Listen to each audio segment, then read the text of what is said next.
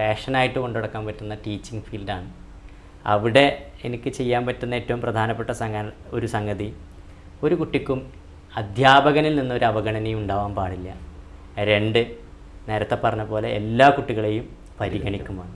അതൊരു യഥാർത്ഥത്തിൽ ആ ഒരു ലക്ഷ്യം വെച്ചിട്ടാണ് ടീച്ചിങ് ഫീൽഡിലേക്ക് കടന്ന് വന്നത്. തുള്ളലെന്ന് കേട്ടാലുടനെ കുഞ്ചനെ നമ്മൾ ഓർക്കണം കേട്ടോ. കുഞ്ചൻ നമ്പ്യാരെ പഠിച്ചു. തുള്ളലിലങ്ങനെ പലതും പറയും, പലരെയും പറയും, അതു കേട്ടാരും കോപിക്കരുതേ. ഹാസ്യം ചൊല്ലി നൃത്തം വെച്ച് മനമിതു കവരും തുള്ളലിതാട്ടോ. തുള്ളലങ്ങനെ 3 ഓരോന്നും ഞാൻ ചൊല്ലിപ്പറയാം. 1 പറയൻ തുള്ളൽ, 2 ഓട്ടം തുള്ളൽ, 3 ശീതങ്കൻ. അസ്സാം വലൈക്കും വറഹമത്തുള്ള.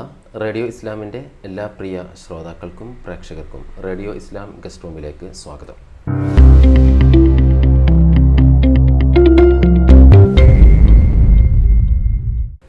റേഡിയോ ഇസ്ലാം ഗസ്റ്റ് റൂമിൽ ഇന്ന് നമ്മളോടൊപ്പമുള്ളത് ബഹുമാന്യനായ ഷഫീഖ് മാസ്റ്ററാണ്. അദ്ദേഹം UPS കുറുവ സ്കൂളിലെ അധ്യാപകനാണ്.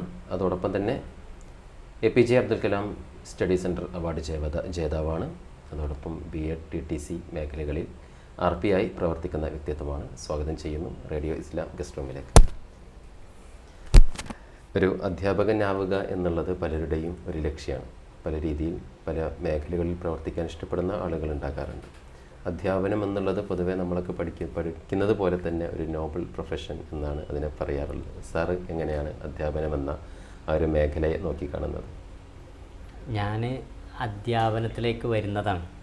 അധ്യാപനത്തിലേക്ക് വരാനുള്ള ഒരു കഥ എന്ന് പറയുന്നത്, അധ്യാപകൻ ആവുക എന്നുള്ളൊരു താല്പര്യം വരാനുള്ള കാരണം പഠന സമയത്തുണ്ടായ ചില എക്സ്പീരിയൻസുകളാണ്. ഒരു വിദ്യാർത്ഥിയായിരിക്കെ നേരിട്ട അവഗണന, അതേപോലെ തന്നെ പരിഗണന, ഈ 2 കാര്യങ്ങളാണ് ഞാൻ ഈ മേഖലയിലേക്ക് എന്നെ എത്തിച്ചത്.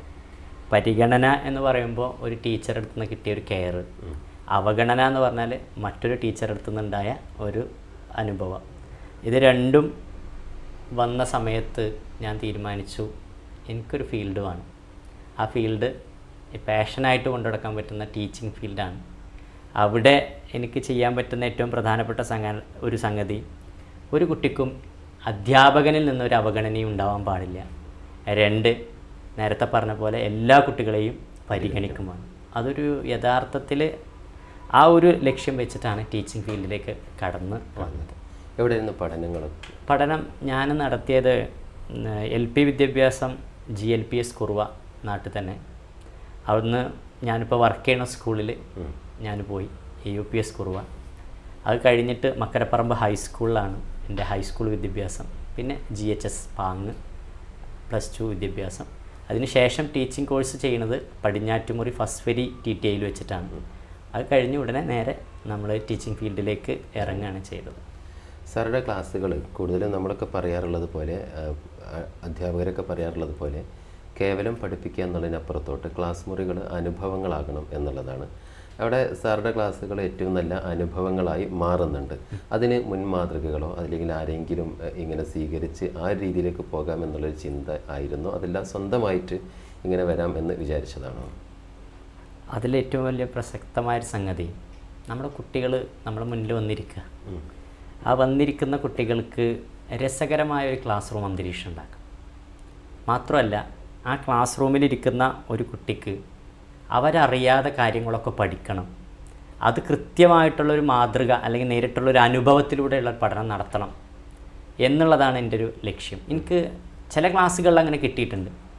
ചെറിയ കുട്ടിയായിരിക്കുന്ന സമയത്ത് അല്ലെങ്കിൽ വിദ്യാർത്ഥിയായിരിക്കുന്ന സമയത്ത് ചില ക്ലാസ്സിൽ നിന്ന് എനിക്ക് അങ്ങനെ ഒരു എക്സ്പീരിയൻസ് കിട്ടിയിട്ടുമില്ല. പക്ഷെ ഞാൻ തീരുമാനിച്ചത് എൻ്റെ മുന്നിലിരിക്കുന്ന മുഴുവൻ കുട്ടികൾക്കും നല്ല ഒരു അനുഭവത്തിലൂടെയുള്ള പഠനം സാധ്യമാക്കണം. അവിടെ നേരത്തെ പറഞ്ഞ പോലെ ഡിഫറൻ്റായിട്ടൊന്ന് ചിന്തിക്കണം, ക്രിയേറ്റീവായിട്ട് ക്ലാസ് എടുക്കണം, ക്രിയേറ്റീവായിട്ടുള്ള കണ്ടൻറ്റുകൾ കുട്ടികളിലേക്ക് എത്തിക്കണം. അതിന് എൻ്റെ കലയെ ഞാൻ എപ്പോഴും ഉപയോഗപ്പെടുത്തുന്നുണ്ട്. ഇപ്പോഴും നമ്മളായിട്ട് ഒരു വഴി ഉണ്ടാക്കിയതാണ് അത്തരത്തിലുള്ള ഒരു ക്രിയേറ്റീവ് ടീച്ചിങ്ങും നേരത്തെ പറഞ്ഞ പോലെ തന്നെ അനുഭവങ്ങളിലൂടെയുള്ള ഒരു പഠനമൊക്കെ കൊടുക്കണം. അധ്യാപകർക്ക് പരിശീലനം നൽകുന്ന ആളുകൾ പൊതുവെ പറയാറുള്ള ഒരു കാര്യമാണ്, ഒരു അധ്യാപകനെ ആരെങ്കിലും ഇഷ്ടപ്പെടണമെന്നുണ്ടെങ്കിൽ അദ്ദേഹം ഓരോ ക്ലാസ് റൂമിലേക്ക് ഓരോ ദിവസം വരുമ്പോഴും ഓരോ സർപ്രൈസുമായിട്ടായിരിക്കണം കടന്നു വരേണ്ടത് എന്നുള്ളത്. സാർ ഓരോ ദിവസവും അല്ലെങ്കിൽ വ്യത്യസ്ത സന്ദർഭങ്ങളിൽ വ്യത്യസ്ത സർപ്രൈസുകളിലൂടെയാണ് കടന്നു പോകാറുള്ളത്. ഈ പഠന രീതി അല്ലെങ്കിൽ പഠനത്തിന് വേണ്ടി ഉപയോഗിക്കുന്ന സ്ട്രാറ്റജി എന്ന് പറയുന്നില്ല, ഈ ഒരു സർപ്രൈസുകളെ സാർ എങ്ങനെയാണ് സെലക്ട് ചെയ്യാറുള്ളത്? അത് നമ്മൾക്ക് നാളെ എടുക്കാനുള്ള ഒരു സബ്ജക്റ്റോ അല്ലെങ്കിൽ മറ്റ് ഭാഗങ്ങളോ അത് ആ ഒരു ദിവസം എൻ്റെ മനസ്സിൽ കിടന്നിങ്ങനെ കളിക്കുകയാണ്. ഞാൻ അവിടെ ലക്ഷ്യം വെക്കുന്നത് എൻ്റെ മുന്നിലിരിക്കുന്ന കുട്ടികളെ എങ്ങനെയാണ് ആ ഒരു വിശാലമായ കണ്ടൻറ്റ് രസകരമായിട്ട് പഠിക്കുക എന്നുള്ളതാണ്. അപ്പോൾ അത് പഠിപ്പിക്കാൻ വേണ്ടിയിട്ട് ഞാനിങ്ങനെ എല്ലാ സമയം ഇപ്പോൾ ഈ ഇരിക്കുന്ന സമയം വരെ എനിക്ക് അടുത്ത ഒരു ക്ലാസ് എങ്ങനെയാണ് രസകരമായിട്ട് ചെയ്യാൻ പറ്റുക, കുട്ടികളെ ഇൻക്ലൂഡായിട്ട് കൊടുക്കാൻ എങ്ങനെ കഴിയുക എന്നുള്ളതാണ്. അപ്പോൾ അതുകൊണ്ട് തന്നെ ഞാൻ പലപ്പോഴും നമ്മളെ ചിന്തയിൽ ഇങ്ങനെ ഓരോ കാര്യങ്ങൾ വന്നുകൊണ്ടേയിരിക്കുക. അത് പാഠഭാഗങ്ങളിലൂടെ പോകുമ്പോൾ അത് കുട്ടികളിലേക്ക് എങ്ങനെയാണ് വളരെ എഫക്റ്റീവായിട്ട് എത്തിക്കാൻ കഴിയുക എന്നുള്ളൊരു ചിന്തയാണ് എന്നെ യഥാർത്ഥത്തിൽ അങ്ങനെ ഒരു ക്രിയേറ്റീവ് ടീച്ചറാക്കി മാറ്റുന്നത്. മാത്രമല്ല, നേരത്തെ പറഞ്ഞ പോലെ തന്നെ എൻ്റെ കലയെ ഞാൻ പലപ്പോഴും ഉപയോഗപ്പെടുത്തുകയാണ്. ഞാൻ ആർജിച്ചെടുത്ത കല അല്ലെങ്കിൽ എന്നിലുള്ള കലയെ ഞാൻ എപ്പോഴും ടീച്ചിങ് ഫീൽഡിനായിട്ട് കണക്ട് ചെയ്യുകയാണ്. ആ പാഷനും ഈ പാഷനും കൂടി ഒരുമിച്ച് പോകുമ്പോൾ അതിനൊരു പ്രത്യേക രസം കിട്ടുന്നതാണ്. സാറ് 2 പ്രാവശ്യം ഉപയോഗിച്ചു എൻ്റെ കല എന്നുള്ളത്, അതൊന്ന് ഡിഫൈൻ ചെയ്യാൻ പറ്റും, എന്താണ് കല എന്ന്? വളരെ ചെറിയ കുട്ടിയായ സമയത്ത് തന്നെ സ്കൂളിലൊക്കെ ഒരു എന്താ പറയുക, നിഷ്കളങ്ക ബാല്യം, ഒരു കുസൃതിക്കാരനായ ബാല്യമൊക്കെ ഉള്ള ആ ഒരു സമയം ടീച്ചർമാരാണ് എന്നിലുള്ള ഒരു പ്രത്യേക വാസനകളെ തിരിച്ചറിയുന്നത്. അപ്പോൾ ടീച്ചർമാർ നമുക്ക് പുതിയ അവസരങ്ങൾ തരികയാണ്. ആ ചെറിയ ഒരു പ്രൈമറി തലത്തിൽ തുടങ്ങിയിട്ടുള്ള ആ കലയെ ഞാൻ അധ്യാപക കോഴ്സ് ചെയ്യുന്നത് വരെ കൊണ്ടുപോയി. പിന്നെ നമുക്കത് അപ്ലൈ ചെയ്യാനുള്ള വേദികളില്ല, മത്സരങ്ങളായിട്ടില്ല. പൊതുവെ നമ്മൾ ആനുവൽ പ്രോഗ്രാമുകളോ വാർഷിക പരിപാടികളോ അല്ലെങ്കിൽ സ്കൂളിലെ ബാലസഭ അങ്ങനെയൊന്നുമില്ല. പിന്നെ നമുക്ക് ഇത് ഇംപ്ലിമെൻ്റ് ചെയ്യാൻ പറ്റുന്ന ഒരു സ്ഥലം നമ്മുടെ ക്ലാസ് റൂമാണ്. അവിടെ മിമിക്രിക്കാരനാവും, കഥാപ്രസംഗം നടത്തുന്ന ആളായിട്ട് മാറും, അതേപോലെ തന്നെ കവിത ചൊല്ലുന്ന കവിയായിട്ട് മാറും, അതേപോലെ തന്നെ പ്രസംഗിക്കുന്ന ആളായിട്ട് മാറും. പിന്നെ എന്തിനേറെ പറയുന്ന അവസാനം നമ്മൾ ഒരു വൈറൽ ടീച്ചിങ് എന്നുള്ള നിലക്ക് അറിയപ്പെട്ട തുള്ളൽ വരെ നമ്മൾ നിരീക്ഷിച്ച് മനസ്സിലാക്കി കുട്ടികൾക്ക് മുന്നിൽ ഇംപ്ലിമെൻ്റ് ചെയ്യാൻ നമ്മളെ കലയെ ഉപയോഗപ്പെടുത്താണ്. അത് വലിയൊരു പ്രൊഫഷണൽ കലാകാരനായിട്ടല്ല, പക്ഷെ നമ്മൾക്കുള്ള ഒരു സ്കില്ലിനെ കുട്ടികൾക്ക് മുന്നിൽ പഠനത്തിന് വേണ്ടിയിട്ട് ഉപയോഗപ്പെടുത്തുമ്പോഴും അല്ലെങ്കിൽ അവരോടുള്ള വെറുതെ ഇരിക്കുന്ന സംസാരങ്ങളിൽ പോലും ഉപയോഗപ്പെടുത്തണമെന്ന് ആഗ്രഹിച്ചതുകൊണ്ടാണ് ആ കലയെ ഞാൻ ഇടയ്ക്കിടയ്ക്ക് ഇങ്ങനെ സൂചിപ്പിക്കുന്നത്. സാറ് വിദ്യാർത്ഥിയായിരിക്കുന്ന സന്ദർഭങ്ങളിൽ ഏതൊക്കെ മത്സര വേദികളിലായിരുന്നു ഉണ്ടായിരുന്നത്? അത് ഞാൻ മോണോ ആക്റ്റിലാണ് ഇന്നും എനിക്ക് ഏറ്റവും ഇഷ്ടപ്പെട്ട ഒരു കലയാണ് മോണോ ആക്ട്. ഇന്നിപ്പോൾ ഞാനത് ചെയ്യുന്ന അധ്യാപകനായി എനിക്കത് ചെയ്യാൻ പറ്റുന്നില്ല, പക്ഷേ അധ്യാപക മത്സരങ്ങളിലൊക്കെ പങ്കെടുക്കുന്നുണ്ട്, അധ്യാപകരുടെ മത്സരങ്ങളിലൊക്കെ പങ്കെടുക്കുന്നുണ്ട്. പിന്നെ നമുക്ക് നല്ലൊരു തീം നമ്മൾ തന്നെ സ്ക്രിപ്റ്റ് തയ്യാറാക്കും, കുട്ടികളെ പരിശീലിപ്പിക്കും, സ്കൂളിലുള്ള വിദ്യാർത്ഥികളെ സബ് ജില്ലയിലും ജില്ലാ മത്സരത്തിനൊക്കെ കൊണ്ടുപോകും, അവിടെ നിന്നൊക്കെ സമ്മാനങ്ങളൊക്കെ വാങ്ങിക്കൊടുക്കാൻ ഇപ്പോൾ അത് കഴിയുന്നുണ്ട്. പിന്നെ പ്രസംഗമാണ്, പിന്നെ കഥാപ്രസംഗമാണ്, പിന്നെ അതേപോലെ തന്നെ നല്ല ഒരു ചെറിയ തോതിലൊക്കെയുള്ള ഒരു നാടക ആർട്ടിസ്റ്റായിരുന്നു, നാടകത്തിലെ മികച്ച നടനായിട്ട് പോയിരുന്നു. പിന്നെ ഏറ്റവും ഇഷ്ടം പാട്ടുകൾ പാടാനാണ്, പാട്ടുകൾ സ്വയം ഉണ്ടാക്കുന്നു, കുട്ടികൾക്ക് മുന്നിൽ പാടുന്നു. നാടൻ പാട്ടാണ് ഏറ്റവും കൂടുതൽ ഫോക്കസ് ചെയ്യുന്നത്, കൂടെ മാപ്പിളപ്പാട്ടൊക്കെ ഫോക്കസ് ചെയ്യാറുണ്ട്. തുള്ളൽ എന്നുള്ള ഒരു കലാരൂപം പൊതുവേ കുട്ടികളത് പരിചയിക്കുന്നത് കലോത്സവ വേദികളിൽ മാത്രമായിരിക്കും, അങ്ങനെയാണ് കാണുന്നത്. പക്ഷെ സാർ അത് ക്ലാസ്സിലേക്ക് കൊണ്ടുവരികയാണ്. അപ്പോൾ കൊണ്ടുവരുന്ന സമയത്ത് ആ ഒരു തുള്ളലിൻ്റെ പാട്ടിൻ്റെ രീതിയിൽ തന്നെ പാഠഭാഗങ്ങൾ കൃത്യമായി വരേണ്ടതുണ്ട്. അത് സാറ് വേറെ ആരിൽ നിന്നും എടുത്തതാണോ, അതല്ല സാറ് സ്വന്തമായിട്ട് എഴുതി ഉണ്ടാക്കിയിട്ടുള്ളതായിരുന്നോ? തുള്ളലൊരു ശാസ്ത്രീയ കലയാണ്. അത് നമ്മളെ ആളുകൾക്ക്, അതായത് നമ്മുടെ മുന്നിലിരിക്കുന്ന ലൊക്കാലിറ്റിയിലുള്ള കുട്ടികൾക്ക് ശരിക്കും അതിനെക്കുറിച്ച് വലിയൊരു ധാരണ ഉണ്ടായിക്കോണമെന്നില്ല. പക്ഷേ ഞങ്ങളെ പാഠഭാഗങ്ങളിൽ ഈ തുള്ളലിനെ കുറിച്ചൊക്കെ പറയുന്നുണ്ട്. അപ്പോൾ ശരിക്കും ഒരു പാസേജായിട്ട് കിടക്കുന്ന സംഗതി അതുപോലെ അങ്ങോട്ട് പറഞ്ഞ് അവതരിപ്പിച്ചാൽ കുട്ടികൾ ഗ്രഹിച്ചെടുക്കണം എന്നൊരു പ്രയാസം ഉണ്ടാവുമെന്ന് തോന്നിയപ്പോൾ ഞാനൊന്നിങ്ങനെ ആലോചിച്ചു, ഈ ചെറിയ പാസേജിനെ നമുക്ക് എന്തുകൊണ്ട് തുള്ളൽ കുഞ്ചൻ നമ്പ്യാരുടെ ശൈലിയിലുള്ള ആ തുള്ളൽ സാഹിത്യമാക്കി മാറ്റിക്കൂടാൻ. അങ്ങനെ ഒരു സാഹിത്യ രൂപം നമ്മൾ തന്നെ ഇരുന്നിട്ട് ഒന്ന് ജസ്റ്റ് ഒന്ന് എഴുതി അത് കുട്ടികൾക്ക് മുന്നിൽ ശരിക്കും അതിൻ്റെ ചുവട് വെപ്പുകളൊക്കെ നടത്തിയിട്ട് ചെയ്തപ്പോൾ, അല്ലെങ്കിൽ അതിൻ്റെ ചിത്രങ്ങളൊക്കെ കാണിച്ചു കൊടുത്ത് ചെയ്തപ്പോൾ അത് തന്നെ ആ ഒരു വഴിയിലൂടെ തന്നെ ശരിക്കും അവതരിപ്പിച്ചപ്പോൾ അവരുടെ മനസ്സിൽ ഇന്നും മറക്കാതെ അത് നിലകൊള്ളുന്നുണ്ട്. അതാണ് വിദ്യാഭ്യാസ മന്ത്രി അന്ന് അദ്ദേഹത്തിൻ്റെ ഫേസ്ബുക്ക് പേജിൽ ഷെയർ ചെയ്തത്. അത് വലിയൊരു അംഗീകാരമായിട്ട് കണക്കാക്കി. വലിയൊരു അംഗീകാരമാണ്. അത്തരത്തിലുള്ള പ്രവർത്തനങ്ങൾക്കുള്ള ഒരു പ്രോത്സാഹനം കൂടിയായി. അതെ അതെ അതെ, തീർച്ചയായിട്ടും. സാറ് തുള്ളലിനെ തന്നെ പഠിപ്പിക്കുന്നത് ആ തുള്ളൽ പാട്ടിലൂടെയാണ് അവതരിപ്പിക്കാൻ പറ്റും. അതെ, അത് ശരിക്ക് നമ്മളെ പരിസര പഠനം, 4ാം ക്ലാസ്സുകാരുടെ പരിസര പഠനത്തിലാണ് ഈ ഒരു ചെറിയ പാർട്ടായിട്ട് വരുന്നത്. അപ്പോൾ ഞാൻ പല കലകളുണ്ട്, നാടൻ കേരളീയ കലകൾ, കുറേ കലകളുണ്ട്. എല്ലാ കലകളും നമുക്ക് ആ രൂപത്തിൽ തന്നെ പഠിപ്പിക്കണം. ചാക്യാർകൂത്തിനെ ചാക്യാർകൂത്തായിട്ട് പഠിപ്പിക്കണം എന്ന് തന്നെയാണ് എൻ്റെ ഇഷ്ടം. തിരുവാതിരക്കളിയെ തിരുവാതിരക്കളിയാണ്, ദഫ്മുട്ടിനെ ദഫ്മുട്ടായിട്ടും കോൽക്കളിയെ കോൽക്കളിയായിട്ടൊക്കെ പഠിപ്പിക്കാനാണ്. കാരണം അതിനൊക്കെ അപ്പോൾ എൻ്റെ മനസ്സിലിങ്ങനെ വന്ന സമയത്ത് ഇതൊന്ന് വ്യത്യസ്തമായ രൂപത്തിലൊന്ന് ചെയ്താലോ എന്ന് കരുതിയപ്പോൾ ഞാനിങ്ങനെ ജസ്റ്റ് ഒന്ന് കോണിപ്പടി ഇറങ്ങി ഇങ്ങനെ ക്ലാസ്സിൽ നിന്ന് ഇറങ്ങി വരുന്ന അടുത്തൊരു പീരീഡ് ആകുമ്പോഴത്തേന് അത് റെഡിയാക്കണമല്ലോ, ചിട്ടപ്പെടുത്തണമല്ലോ എന്ന് കരുതിയപ്പോഴാണ് നമ്മളെ മനസ്സിലത് വരുന്നത്. അപ്പോൾ തുള്ളലുമായി ബന്ധപ്പെട്ട കുഞ്ചൻ നമ്പ്യാർ, പിന്നെ തുള്ളലിൻ്റെ പ്രധാനപ്പെട്ട ഒരു രീതി, അതേപോലെ തന്നെ തുള്ളൽ പ്രധാനമായിട്ടും 3 വിധത്തിലാണ്. ഇതൊക്കെ വെച്ചിട്ട് നമുക്ക് എങ്ങനെയാണ് ഒരു തുള്ളൽ പാട്ടാക്കിയിരുന്ന് മാറ്റാമെന്ന്. അപ്പോൾ ഞാൻ തുള്ളലെന്ന് കേട്ടാലുടനെ കുഞ്ചനെ നമ്മൾ ഓർക്കണം കേട്ടോ. കുഞ്ചൻ നമ്പ്യാരെ പഠിച്ചു. തുള്ളലിലങ്ങനെ പലതും പറയും, പലരെയും പറയും, അതു കേട്ടാരും കോപിക്കരുതേ. ഹാസ്യം ചൊല്ലി നൃത്തം വെച്ച് മനമിതു കവരും തുള്ളലിതാട്ടോ. തുള്ളലങ്ങനെ 3 ഓരോന്നും ഞാൻ ചൊല്ലിപ്പറയാം.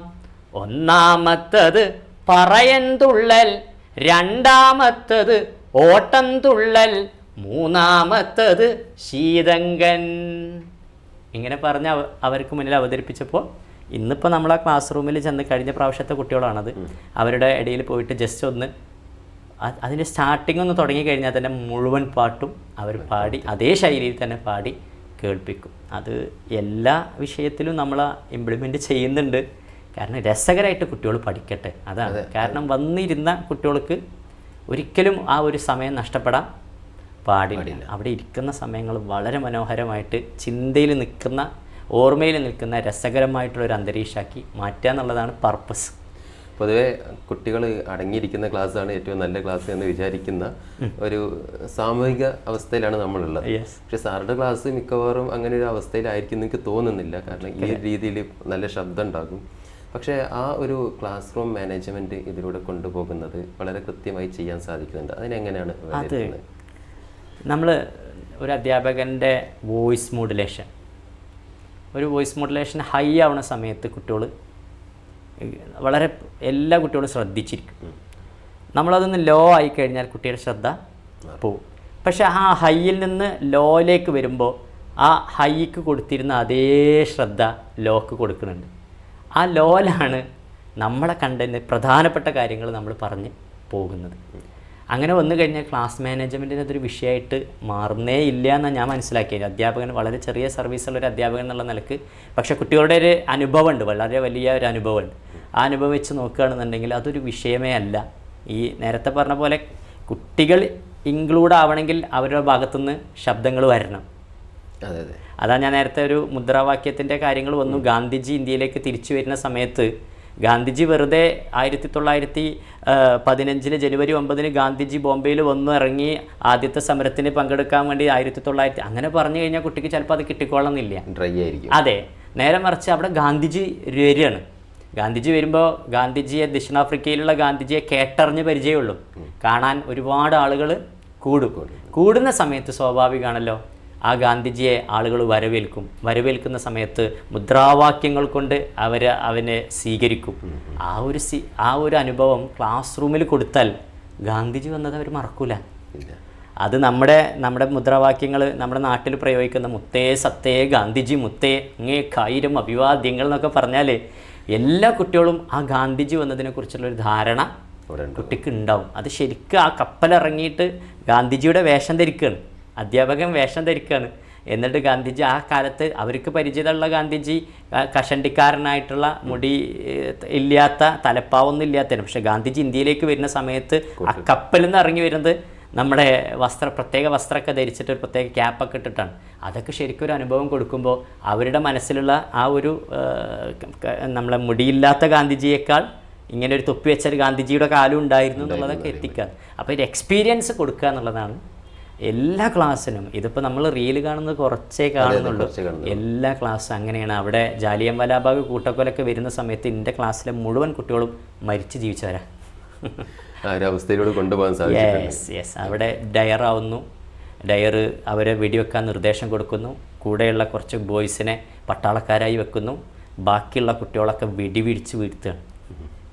ഈ റൗലറ്റ് ആക്ടിനെതിരെയൊക്കെ നടന്ന സമരങ്ങളൊക്കെ ശരിക്ക് ഒരു തോക്കെടുത്തിട്ട് അവരെ നേരെ വെടിവെച്ച് വീഴ്ത്തുമ്പോൾ അവരൊക്കെ മരിച്ചു വീഴാണ്.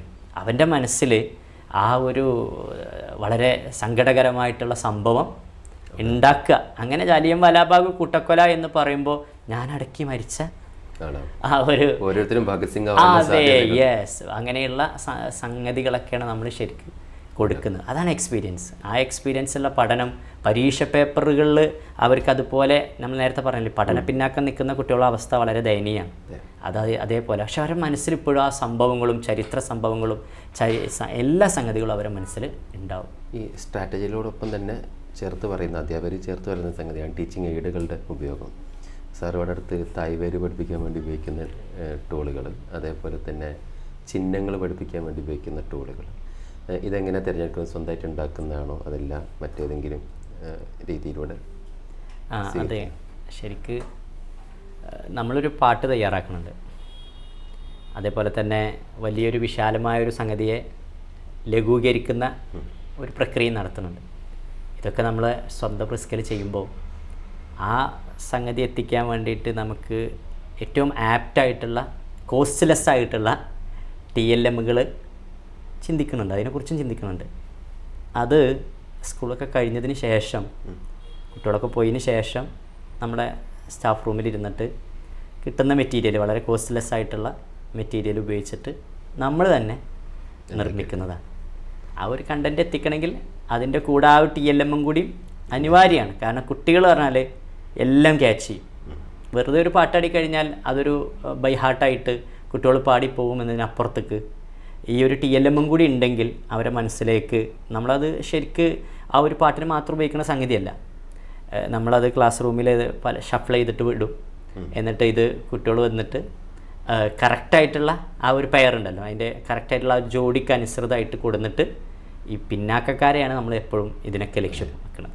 അവർക്ക് ചിലപ്പോൾ എഴുതി അത് പ്രതിഫലിപ്പിക്കാൻ കഴിഞ്ഞോളന്നില്ല.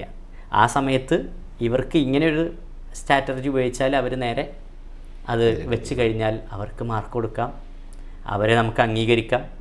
അത് ലെവലാക്കിയ ഒരു കുട്ടിയെ പ്രത്യേകം കൈ പിടിച്ചിട്ട് ഒന്ന് അഭിനന്ദിക്കാം.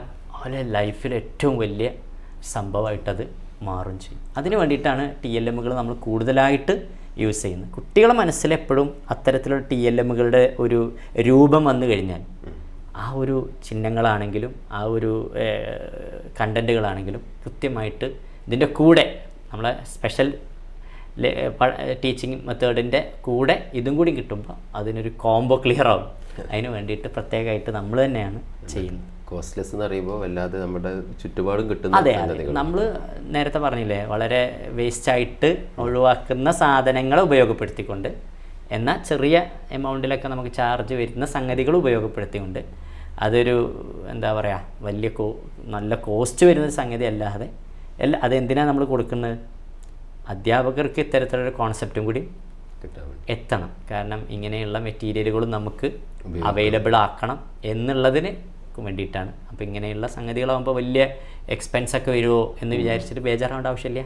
ഇങ്ങനെയുള്ള കാര്യങ്ങൾ ഉപയോഗപ്പെടുത്തിയാൽ സിമ്പിളായിട്ട് ഈ കാര്യങ്ങളൊക്കെ ചെയ്യാൻ കഴിയും. അങ്ങനെ ഉപയോഗിക്കാൻ പറ്റുന്ന ചില എയ്ഡുകളെ പറ്റിയൊന്ന് പരിചയപ്പെടുത്താൻ പറ്റും പുതിയ ആളുകൾക്ക് വേണ്ടി? ടീച്ചിങ് എയ്ഡുകൾ നമ്മൾ നേരത്തെ പറഞ്ഞല്ലോ, നമ്മൾ ഉദ്ദേശിക്കുന്ന കണ്ടൻറ് എന്താണോ അതിന് ആപ്റ്റായിട്ടുള്ള സംഗതികൾ. ഇപ്പോൾ കാർഡ്ബോർഡ് നമുക്കതിന് നിറം കൊടുത്ത പല നിറത്തിൽ ചെയ്യാം. നമുക്കൊക്കെ ധാരാളം പെട്ടികൾ കിട്ടുന്നതാണ്.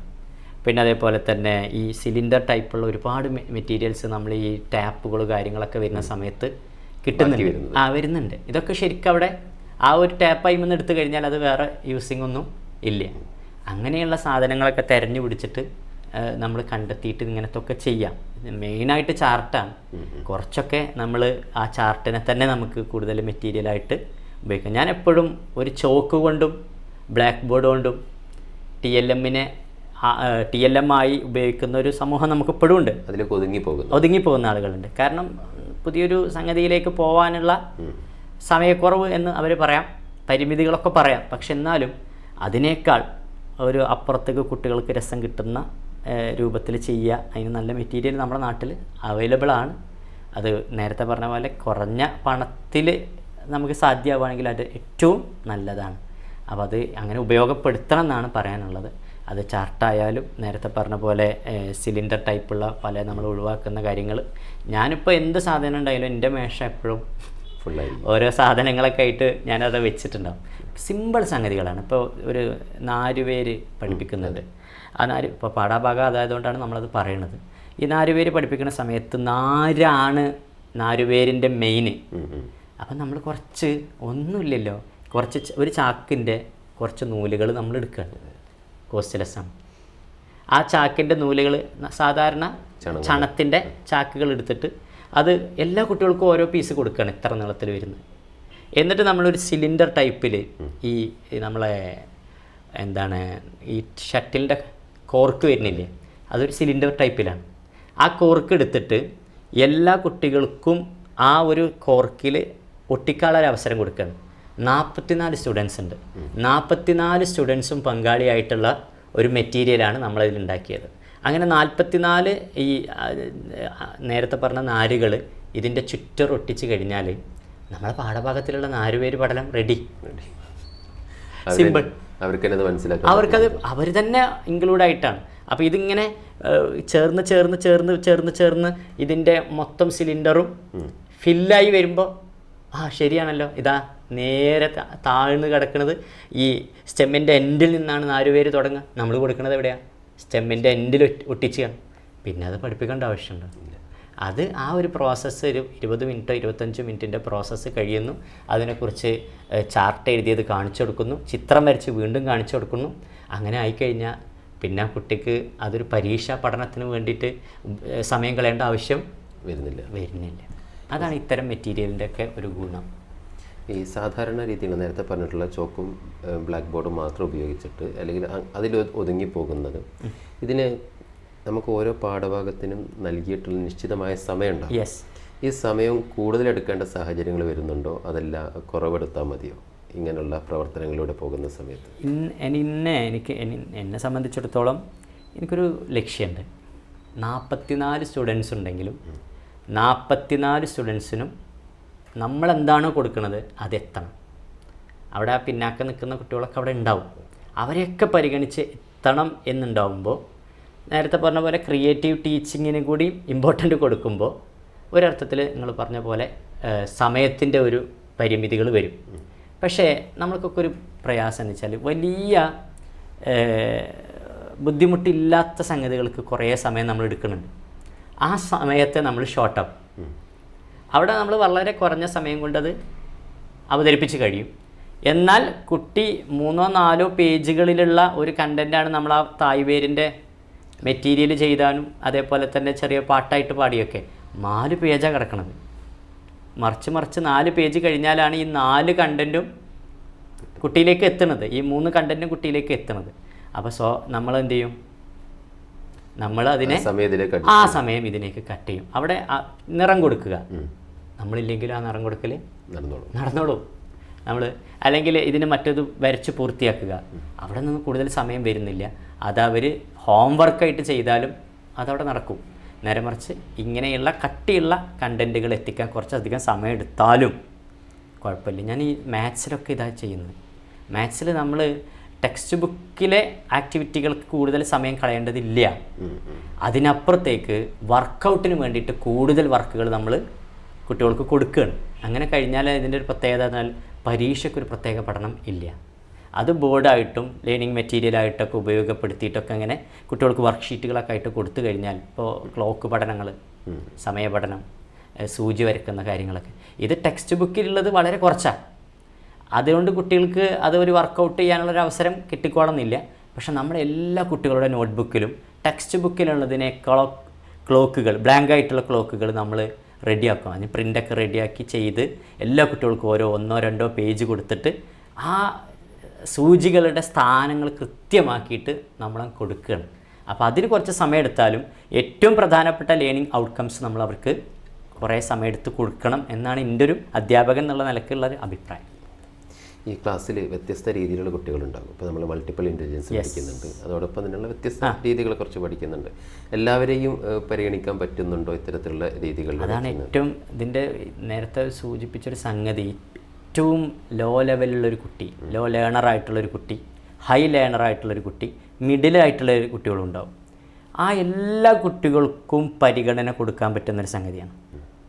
അങ്ങനെ ആകുമ്പോൾ നേരത്തെ ലോ ലേണറായിട്ടുള്ളൊരു കുട്ടിക്ക് സ്കൂളിൽ വരാൻ മുഷിപ്പില്ല, ഞാനൊരു പഠിക്കാൻ കഴിവില്ലാത്ത കുട്ടിയാണ് എന്നുള്ള ചിന്ത വരുന്നില്ല. അവരിതിൻ്റെ ഒക്കെ ഭാഗമായിട്ട് മാറുകയാണ്. അതൊരു ചിത്രരചനയിലൊരു ചെറിയ കളറിങ് പോർഷൻ ആണെങ്കിൽ പോലും അതിതിൻ്റെ ഭാഗമായിട്ട് മാറണം. അങ്ങനെ എല്ലാ സ്കില്ലുള്ള കുട്ടികൾക്ക് നമ്മളതിനുള്ളൊരു കാര്യങ്ങൾ കൊടുക്കുന്നുണ്ട്. അപ്പോൾ നമ്മളെ വീഡിയോ ഒക്കെ തന്നെ കുട്ടികൾക്ക് റോള് വരുന്ന പല കാര്യങ്ങളും ചെയ്യുന്നത് ക്ലാസ്സിലെ മിടുക്കന്മാരല്ല. മിടുക്കന്മാർ ചെയ്യും, നമ്മൾ പറയാതെ തന്നെ നമ്മളെ കൂടെ ഇരുന്ന് ചെയ്യും. പക്ഷെ ഞാൻ അവരെ സെലക്ട് ചെയ്യുന്ന സമയത്ത് ഏറ്റവും ലോ ലേണറായിട്ടുള്ള ഒരു കുട്ടീനെ പിടിച്ചിട്ടാണ് ചെയ്യുക. കാരണം അവനതിലൊരു അഭിമാനമാണ്. ഇപ്പോൾ നേരത്തെ പറഞ്ഞല്ലോ, ജാലിയൻ വാലാബാഗ് കൂട്ടക്കൊല നടന്ന സമയത്ത് സത്യപാലിനെയും സൈഫുദ്ദീൻ കിച്ചലുവിനെയും ബ്രിട്ടീഷുകാർ അറസ്റ്റ് ചെയ്ത് ജയിലിലടക്കുന്നുണ്ട്. അതിന് ശേഷമാണ് ഈ ജാലിയൻ വാലാബാഗിൽ ഈ ധർണ നടക്കുന്നത്. ഇവിടെ ഈ ജയിലിലടക്കാൻ വേണ്ടിയിട്ട് കൊണ്ടുവന്ന പോലീസുകാരൻ ഏറ്റവും ലോ ലേണറാണ്. കൊണ്ടുവന്ന നേരത്തെ പറഞ്ഞ സത്യപാലു സൈഫുദ്ദീനായിട്ട് നിൽക്കുന്ന കുട്ടികൾ ഈ ക്ലാസ്സിലെ മിഡിൽ കുട്ടികളാണ്. അപ്പോൾ അവരെ അറസ്റ്റ് ചെയ്ത് ജയിലിൽ വെച്ചിട്ട് റൗലറ്റ് ആക്ടിനെതിരെ പ്രതികരിച്ചു എന്ന് പറഞ്ഞിട്ട് അറസ്റ്റ് ചെയ്യുന്നു, ജയിലിൽ പ്രസന്നമാക്കിയിട്ട് അവിടെ അടച്ചിട്ടിട്ട് അങ്ങനെയുള്ള സീനുകളിലൊക്കെ വരുന്നത് ഇവരാ. അത് നമ്മൾ എല്ലാതും വീഡിയോ ചിത്രീകരിക്കാൻ കഴിയില്ല. പക്ഷേ ക്ലാസ് റൂമിൽ ഇത്തരം കുട്ടികളൊക്കെ ഉണ്ടാകുമ്പോൾ ഈ അവരുടെ സ്കില്ല് എന്തായിക്കോട്ടെ ആ സ്കില്ലിന് അനുസൃതമായിട്ടുള്ള ചിത്രം വരക്കാരൻ്റെ റോള് കൊടുക്കും. അങ്ങനെയുള്ള റോളുകളൊക്കെ കൊടുത്തിട്ട് എല്ലാ കുട്ടികളെയും നമ്മൾ ഇതിൻ്റെ പാർട്ടിസിപ്പേറ്റ് ചെയ്യാനുള്ള അവസരം ഉണ്ടാക്കുന്നുണ്ട് എന്നുള്ളതാണ് ഈ ഒരു മെത്തേഡിൻ്റെ ഒരു രസം. കുട്ടികളുടെ കഴിവുകളെ വികസിപ്പിക്കാൻ ഇതിലൂടെ കൂടുതൽ സാധിക്കുന്നുണ്ടാവുമല്ലോ അല്ലേ? യെസ്, നന്നായിട്ട് കഴിയുന്നുണ്ട്. ഇപ്പോൾ നമുക്ക് തന്നെ അറിയാം, ഈ സയൻസ് പഠനത്തിൽ രചനയ്ക്ക് വളരെ പ്രാധാന്യമുണ്ട്. അപ്പോൾ ഈ കുട്ടികളൊക്കെ ശരിക്ക് നമ്മളെ മുന്നിലേക്ക് വരുന്ന സമയത്ത് ഒരു മുറിച്ചിത്രകാരൻ മുഴുവനാവില്ല. പക്ഷെ നമ്മളതിൻ്റെ ഒരു എളുപ്പ വഴികളും അതിൻ്റെ രീതികളും കാര്യങ്ങളൊക്കെ അധ്യാപകനോട് ചേർന്ന് കുട്ടി വരക്കുകയാണ്. ഒരു വിത്ത് വരക്കാനും വിത്തിൽ നിന്നൊരു മുള വരുന്നത് വരക്കാനൊന്നും വലിയ റിസ്ക് ഇല്ല. പക്ഷെ ചിത്രം വരയ്ക്കുക എന്ന് പറയുമ്പോൾ കുട്ടികൾ പറയും, അയ്യോ എനിക്കറിയില്ലല്ലോ മാഷേ, അത് ഞങ്ങൾ വീട്ടിൽ നിന്ന് വരച്ച് കൊടുന്നോളാം എന്ന് പറയണ്. അതിനെ മാറ്റാനാണ് ഓൺ ദ സ്പോട്ട് ലൈവായിട്ട് വിത്ത് സാറോട് കൂടിയിട്ട് അവരെന്ത് ചെയ്യുന്നു, ആ വിത്തുകൾ വരക്കുന്നു. അപ്പോൾ അതിൻ്റെ ഒരു പ്ലാൻ, ഇപ്പോൾ ജസ്റ്റ് ഒരു ബാങ്കിൾ വള എടുക്കും, ആ വളയെ നമ്മൾ വരച്ചു കൊടുത്തു, അതിൻ്റെ പകുതി നമ്മൾ മായ്ച്ചു, നമ്മൾ രീതികളാട്ടോ പറയണേ. എന്നിട്ട് അതിനെ തിരിച്ചൊരു 3 ഇട്ടാൽ അവിടെ വിത്തായി കഴിഞ്ഞു. അതിന് നടുവിൽ നിന്ന് ഒരു ചെറിയ പാർട്ട് ആദ്യം മുളച്ചു വരുന്ന ഭാഗമാണ്, അത് ജസ്റ്റ് ഒരു ചെറുതായിട്ടൊന്ന് വരച്ചു കൊടുത്താൽ അതായി. അവിടെ നമുക്ക് ബീജമൂലം പടിഞ്ഞു കഴിഞ്ഞു. അപ്പോൾ ഈ വരച്ച് പഠിക്കുമ്പോൾ എല്ലാ കുട്ടികളും ഒരേപോലെ വരയ്ക്കുകയാണ്. അപ്പോൾ വരച്ച് പഠിപ്പിക്കുമ്പോൾ അതിൻ്റെ ഒരു ഗുണം എന്താ വെച്ചാൽ കൃത്യമായിട്ട് അവർക്ക് അതെന്തായി, ആ ബീജമൂലം വരയ്ക്കാനാണ് പരീക്ഷയ്ക്ക് വരിക, അടയാളപ്പെടുത്താനാണ്. പിന്നെ അവർക്ക് ഇത് പ്രത്യേകമായിട്ട് പറഞ്ഞു കൊടുക്കേണ്ട ആവശ്യമോ അല്ലെങ്കിൽ പരീക്ഷയ്ക്ക് പ്രത്യേകമായിട്ട് പഠിക്കേണ്ട ആവശ്യമോ ഇല്ല. ഇങ്ങനെയുള്ള അവസരങ്ങൾ നമ്മൾ എല്ലാ കുട്ടികൾക്കും കൊടുക്കുന്നുണ്ട്. അവിടെ നല്ല ചിത്രകാരുണ്ട്, അവിടെ നന്നായി പാടുന്നവരുണ്ട്, ഈണം കണ്ടെത്തുന്നവരുണ്ട്. അങ്ങനെ എല്ലാ കഴിവും, ഈ കഥാപ്രസംഗമൊക്കെ നമ്മളെ കുട്ടികൾ മറന്ന സംഗതിയാണ്. അവർക്കൊന്നും അറിയില്ല. കഥാപ്രസംഗം എന്നാൽ കഥ പറയുകയും കൂടെ പാട്ട് പാടുകയും എന്നൊരു സംഗതിയാണ് എന്നൊക്കെ പറയുമ്പോൾ, ഇന്ന് ഞങ്ങളുടെ ക്ലാസ്സിലൊരു കഥാപ്രസംഗം നടന്നു, ഗാന്ധിജിയുടെ വരവാണ് കാണിച്ചത്. അങ്ങനെയുള്ള കാര്യങ്ങളൊക്കെ നമ്മളിതുപോലെ ചെയ്താൽ അവരിലുള്ള ആ ഒരു ഉള്ളിലിരിക്കുന്ന പുറത്ത് കാണിക്കണമെന്ന് ആഗ്രഹിക്കുന്ന കാര്യങ്ങളുണ്ടല്ലോ, പക്ഷെ അത് അവസരം കിട്ടാത്തതുകൊണ്ടാണ് കാണിക്കാത്തത്. ഇത് ക്ലാസ് റൂം തന്നെ ഒരു ബാലവേദിയായിട്ട് മാറുക. അപ്പോൾ അവർക്ക് ഭയങ്കര ഇഷ്ടമാണ്. യുവജനോത്സവം പോലെ, അതെ, യുവജനോത്സവം പോലെ അവർക്ക് പല വേഷങ്ങളും ചെയ്യാൻ അവർ വില്ലിങ് ആണ്. ഇപ്പോൾ നമ്മൾ ഭഗത് സിംഗിനെ നേരത്തെ സൂചിപ്പിച്ചു, അതേപോലെ തന്നെ ബാലഗംഗാധര തിലക്, ഗാന്ധിജിയുടെ ഗുരു ഗോപാലകൃഷ്ണ ഗോഖലെ, ഇവരൊക്കെ പറ്റി പറയാണ്. എൻ്റെ ക്ലാസ്സിലുള്ള റിസ ഫാത്തിമ സരോജിനി നായിഡു ആവുകയാണ്. ഞാൻ അവളെ മുഖത്തൊക്കെ നോക്കും, സരോജിനി നായിഡുണ്ട് ഒരു കട്ട് ആർക്കുണ്ട്? റിസ ഫാത്തിമക്കുണ്ട്. റിസ ഫാത്തിമ ഒന്ന് മെനക്കണം, ഞാൻ ജസ്റ്റ് ചെറിയ ചോക്കപ്പൊടിയൊക്കെ ഒന്ന് എടുത്തിട്ട് ആ തലയിലൊക്കെ ഒന്ന് കൊട്ടി പിന്നെ ആ ഷാളൊന്ന് മടക്കി വെച്ചാൽ കറക്റ്റ് സരോജിനി നായിഡു. അവിടെ സരോജിനി നായിഡു ഇന്ത്യയുടെ വാനമ്പാടിയാണ് എന്ന് അവൾ ഒരുക്കിയതിന് ശേഷം പിന്നെ ഇന്ത്യയുടെ വാനമ്പാടി ആരെന്നറിയാമോ, ഇന്ത്യയുടെ വാനമ്പാടി സരോജിനി നായിഡു. ആ കുട്ടിയെ കാണിച്ചിട്ട് അവളെ വേഷം മാറ്റിയിട്ടാണ് വരുന്നത്. പിന്നെ ഭഗത് സിംഗ് അവിടെ രൂപപ്പെടുകയാണ്. നേരത്തെ പറഞ്ഞ പോലെ ബാലഗംഗാധര തിലക് ലോകമാന്യനെ അവിടെ അടയാളപ്പെടുത്തുകയാണ്. അപ്പോൾ ഈ പിന്നാക്കം നിൽക്കുന്ന കുട്ടികൾക്കൊക്കെ ഒരു അവസരം കിട്ടുകയാണ്. അങ്ങനെ ആകുമ്പോൾ അതാണ് ഞാൻ നേരത്തെ സൂചിപ്പിച്ച പാർട്ടിസിപ്പേഷനായിട്ടുള്ള പഠനം. അത് ജീവിതത്തിൽ ഒരിക്കലും മറക്കില്ല. അതാണ് നമ്മുടെ രീതി. ഈ ഒരു രീതി അംഗീകരിക്കപ്പെടുന്നുണ്ടല്ലോ അല്ലേ? പിന്നെ നേരത്തെ സൂചിപ്പിച്ച പോലെ വിദ്യാഭ്യാസ മന്ത്രി അതിനെ അഭിനന്ദിക്കുന്നു. അതോടൊപ്പം തന്നെ APJ അബ്ദുൽ കലാം സ്റ്റഡി സെൻറ്ററിൻ്റെ അവാർഡ് കിട്ടുന്നു. ഈ ഒരു അംഗീകാരങ്ങളൊക്കെ ഏത് രീതിയിലാണ് കാണുന്നത്? ഒരർത്ഥത്തിൽ എനിക്ക് ആ കാര്യത്തിൽ സൂചിപ്പിക്കാനുള്ളത് ശരിക്കൊരു പലപ്പോഴും പല ആളുകളും പറയും ഒരു പേഴ്സണൽ റീച്ചിന് വേണ്ടിയിട്ടല്ലേ എന്ന് ചോദിക്കും. പേഴ്സണൽ റീച്ചിന് അപ്പുറത്തേക്ക് ഞാൻ ആഗ്രഹിക്കുന്നത് നമ്മുടെ കേരളത്തിലെ ക്ലാസ് മുറികൾ, കേരളത്തിൽ മാത്രമല്ല ക്ലാസ് മുറികൾ എവിടെയൊക്കെയുണ്ടോ അത് നേരത്തെ സൂചിപ്പിച്ചതുപോലെ മതപഠനം നടക്കുന്ന ക്ലാസ് റൂമുകളാണ്. ഇപ്പോൾ നമുക്കൊക്കെ വരുന്ന വിളികൾ ഒമാനിൽ നിന്നും ഖത്തറിൽ നിന്നൊക്കെ നമ്മളെ ഈ ലേഡി വിങ്സ് ടീച്ചേഴ്സ് അവർ ഞങ്ങൾക്കിത് പഠിപ്പിക്കാൻ എന്ന് പറഞ്ഞിട്ട് നമ്മൾ ടിപ്സ് ഇങ്ങനെ ചോദിക്കാൻ. ആ ടിപ്സ് ചോദിക്കുന്നതിൻ്റെ ഒരു ഉദ്ദേശം എന്താ? അവർക്ക് അവരുടെ ക്ലാസ് റൂം ഏതുപോലെ ആക്കണം, ഇതുപോലെ അനുഭവങ്ങളുള്ള ക്രിയേറ്റീവായിട്ടുള്ള ക്ലാസ് റൂമുകൾ ആക്കണം എന്നാണ്. അപ്പോൾ അതുകൊണ്ട് ഈ കാര്യങ്ങൾ ഞാൻ ചെയ്യുമ്പോൾ കിട്ടുന്ന അംഗീകാരം വളരെ വലുതാണ്.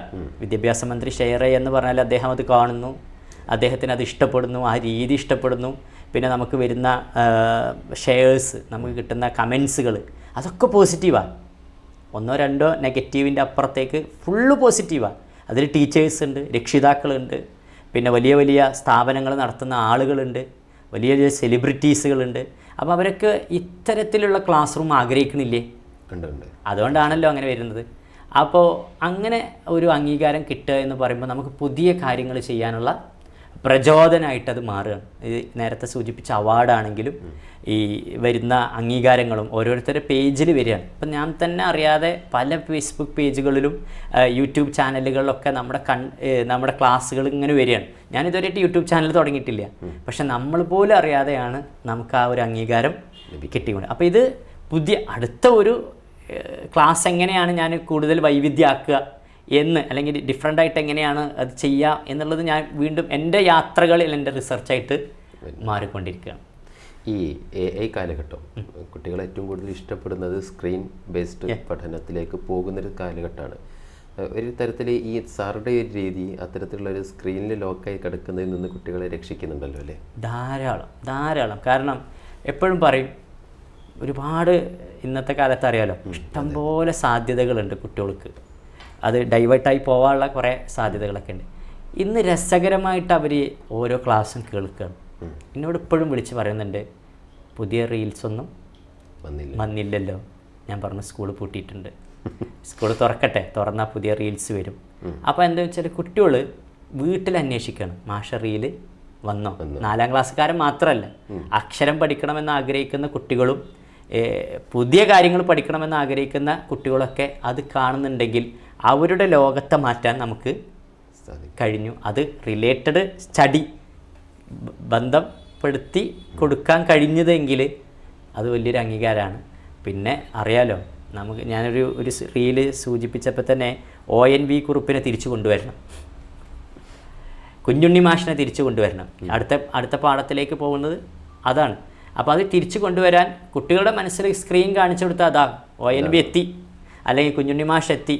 പക്ഷെ കുഞ്ഞുണ്ണി മാഷ്, അവരുടെ അധ്യാപകൻ കുഞ്ഞുണ്ണി മാഷായാൽ, അവരുടെ അധ്യാപകൻ ONV കുറുപ്പായാൽ, ഓലെ ജീവിതത്തിൽ ഓലെ പഠനകാലത്തിൽ ആ 2 കവികളെയും അവർ മറക്കൂല. അപ്പോൾ അതിനുള്ള കുട്ടികളെ അതേ ശൈലി ഞാൻ കേട്ട് പഠിക്കുകയാണ്. പഴത്തി പറഞ്ഞ ആ പപ്പടം, അങ്ങനെയൊക്കെ കുട്ടികൾ പറയാം, ഞാൻ കുഞ്ഞുണ്ണി എന്ന് പറഞ്ഞിട്ട് നമ്മൾ ആ കുട്ടികൾ പറയുന്ന സംഗതികളൊക്കെ വെച്ച് കൊടുത്താൽ കുട്ടികൾക്ക് അതൊരു ഭയങ്കരമായിട്ട് ഗ്രാസ്പ് ചെയ്യും.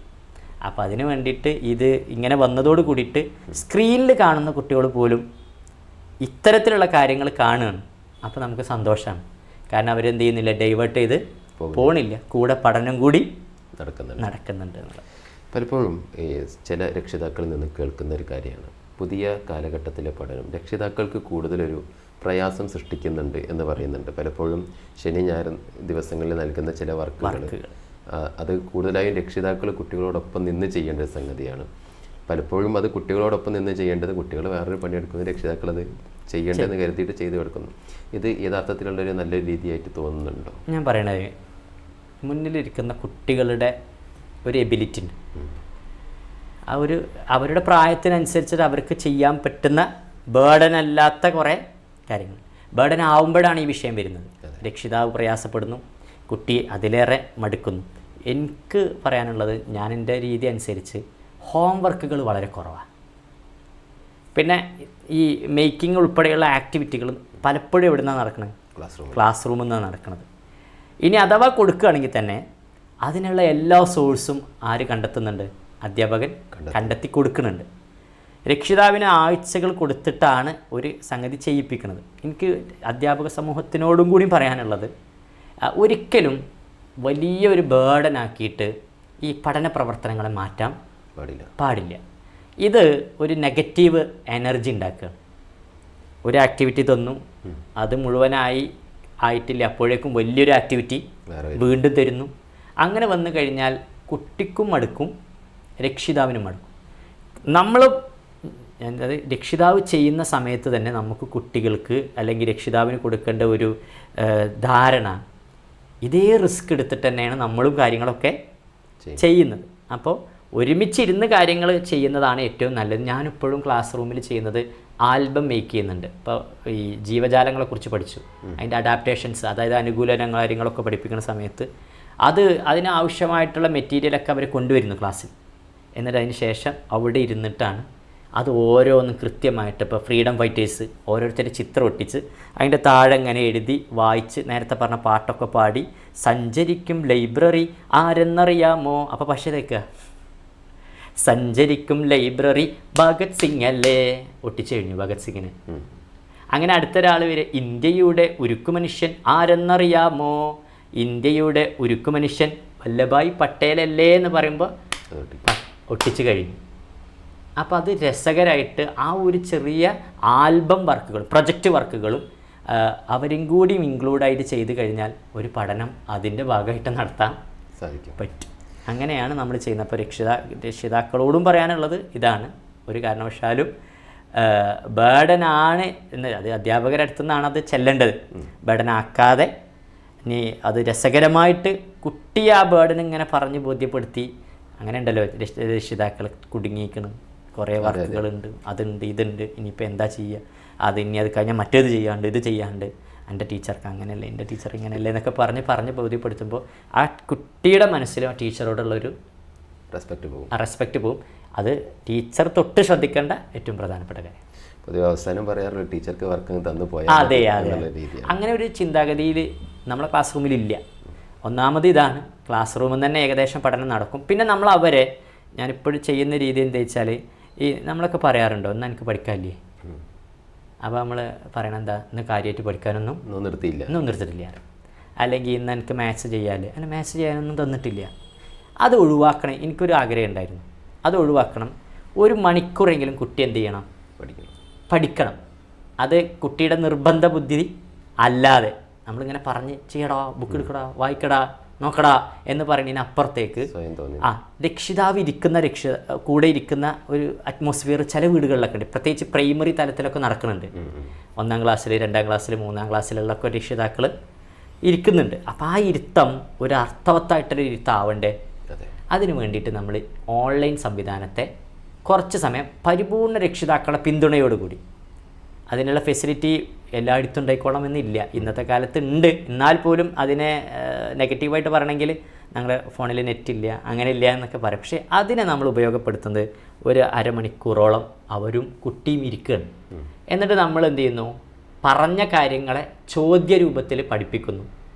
പിന്നെ അതേപോലെ തന്നെ ചിത്രങ്ങൾ അയച്ചു കൊടുത്തിട്ട് തിരിച്ചറിയുന്ന പ്രവർത്തനങ്ങൾ, ഇങ്ങനെയുള്ള കാര്യങ്ങളൊക്കെ ചെയ്ത് കഴിഞ്ഞാൽ അതിൻ്റെ ഒരു ഗുണം എന്താ അറിയോ, അന്ന് പഠിച്ച കാര്യങ്ങൾ അവിടെ വീട്ടിൽ നിന്നൊരു പഠനത്തിനൊരു അവസരം കൂടി കിട്ടി. എല്ലാ അധ്യാപകർക്കും അതിന് ഒഴിവ് കിട്ടിക്കൊള്ളണമെന്നില്ല.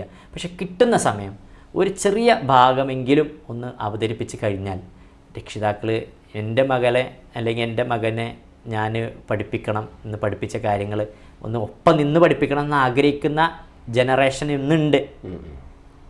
ആ ജനറേഷന് നമുക്കത് വലിയൊരു ഗുണകരമായിട്ട് മാറും എന്നുള്ളതാണ്. അങ്ങനെയെങ്കിൽ നേരത്തെ പറഞ്ഞ പോലെ എന്തില്ല, ഫോണിൻ്റെ ഉപയോഗത്തിലൊക്കെ വലിയ കുറവ് വരും. കണ്ടൻറ്റ് മാത്രം കിട്ടും, എന്നാലും നമ്മൾ രസമായിട്ടാണ് പറയണത്. അപ്പോൾ അതൊരു രസത്തിൽ അവർ ഉൾക്കൊള്ളും. അവരുടെ സമയമായ അവർ അത് ഫോണൊക്കെ മാറ്റി വെച്ചിട്ട് ഉമ്മാൻ്റെ അടുത്ത് കൊടുത്തിട്ട് അവർ വർക്കൊക്കെ കഴിച്ച് അവർ പോകും. ഹോംവർക്കുകൾ പരമാവധി കുറക്കുക. ചെറിയ മക്കളാണ്, നമ്മളെ കുട്ടികളുടെ ക്രെഡിബിലിറ്റിക്ക് അനുസരിച്ച് ഹോംവർക്കുകൾ കൊടുക്കാം. പക്ഷേ ഒരിക്കലും ഏത് ക്രെഡിബിലിറ്റി ഉണ്ടെങ്കിലും ഒരു ബേർഡൻ ആക്കിയിട്ട് അല്ലെങ്കിൽ സിസ്റ്റത്തോട് ഒരു ഓപ്പോസ് മൈൻഡുള്ള രൂപത്തിലാക്കാൻ പാടില്ല. എന്താണ് പൊതുവേ നമ്മൾ സൂചിപ്പിച്ച ഈ സംഗതികളിലേക്ക് വരുന്ന സമയത്ത് പുതിയതായിട്ടുള്ള ഈ ഒരു പഠന പ്രവർത്തനങ്ങൾ നടക്കുന്ന സമയത്ത് പൊതുവേ ശബ്ദം കൂടുതലായിട്ടുണ്ടാകാം, തൊട്ടപ്പുറത്ത് ക്ലാസ് ഉണ്ടാകാം. അപ്പം സാറുടെ സ്കൂൾ ഏത് രീതിയിലാണെന്ന് എനിക്കറിയില്ല. പല സ്കൂളുകളിലും കേവലം മറകൾ മാത്രം വെച്ചുകൊണ്ട് 2 ക്ലാസ്സുകൾ ഡിവൈഡ് ചെയ്യുന്ന രീതികളുണ്ട്. മറ്റുള്ള ക്ലാസ്സുകൾക്ക് ഇത് പലപ്പോഴും ബുദ്ധിമുട്ടാകുന്നുണ്ട്. പൊതുവെയുള്ള സ്കൂളിലുള്ള മറ്റ് അധ്യാപകരുടെ ഒരു പ്രതികരണം എങ്ങനെയാണ്? ഞങ്ങളെ ഫെസിലിറ്റി നല്ല എന്താ പറയുക, അടച്ചുറപ്പുള്ള ഫെസിലിറ്റിയാണ്. അപ്പോൾ സ്കൂളിൻ്റെ ഒരു ഭൗതിക സാഹചര്യമൊക്കെ വളരെ മെച്ചപ്പെട്ട സാഹചര്യമാണ്. നേരത്തെ പല ആളുകളും എന്നോട് എപ്പോഴും സൂചിപ്പിക്കുന്ന ഒരു സംഗതിയാണ്, മുദ്രാവാക്യവിളിയൊക്കെ കൊള്ളാം, തായ്വേരിൻ്റെ പാട്ടൊക്കെ കൊള്ളാം. പാട്ട് പല രൂപത്തിലൊക്കെ ആകുമ്പോൾ ചിലപ്പോൾ അതിന് താളം കുറച്ചൊക്കെ കൂടും. ഇപ്പോൾ ഈ സമയത്ത് നമ്മൾ ഒരു പാട്ട് ഇതേപോലെ ചെയ്തിരുന്നു, അതിലൊരു വൈത്താരിയും കൂടി പ്ലസ് ചെയ്തിരുന്നു. കാരണം കുട്ടികൾക്ക് ഒന്നും കൂടി ഇൻട്രസ്റ്റ് കിട്ടട്ടെ എന്ന് വേണ്ടിയിട്ട്. അപ്പോൾ ഇങ്ങനെ പാടിക്കൊടുക്കുന്ന സമയത്ത് ഞാനൊരു വിത്ത് നട്ടു, വിത്തിനൊരു മുള പൊട്ടി വന്നതാദ്യം ബീജമൂലാട്ടോ, താന തന്തിനതാന. അപ്പോൾ ഈ കുട്ടികൾ ആ താന തന്തിനതാനൊക്കെ വരുന്ന സമയത്ത് ഒന്നും കൂടി ദമ്മങ്ങട്ട് കൂടുമല്ലോ. ആ സമയത്ത് നമ്മൾ അവരോട് പറയും, ഒന്ന് ഒതുക്കിയിട്ട് പറയാം. പിന്നെ ഈ ഒരു മെത്തേഡ് എല്ലായിടത്തും വന്നു കഴിഞ്ഞാൽ പിന്നെ പ്രശ്നമൊന്നും വരില്ല. അതാണ് ഞാൻ മനസ്സിലാക്കുന്നത്. കുറച്ചൊക്കെ കുട്ടികൾ രസിച്ച് പഠിപ്പിക്കണമെങ്കിൽ വെറുതെ ഏതായാലും പുസ്തക പഠനമാണ്.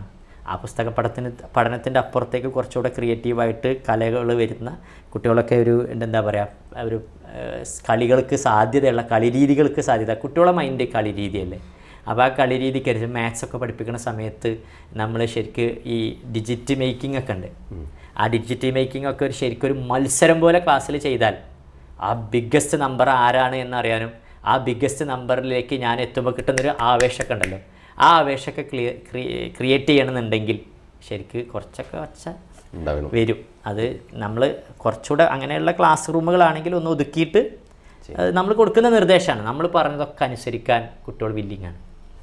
നേരത്തെ ഒരു ക്ലാസ് മാനേജ്മെൻറ്റ് നമ്മൾ പറഞ്ഞില്ലേ, അതാണ് പറഞ്ഞത്. ഹൈ ലെവലിലേക്ക് പോകുന്ന സമയം കുറച്ചേ ഉണ്ടാവാൻ പാടുള്ളൂ. അപ്പോൾ ലോ ലെവലിലേക്ക് വരുന്ന സമയം കുറേ അധികം വേണ്ടി വരും.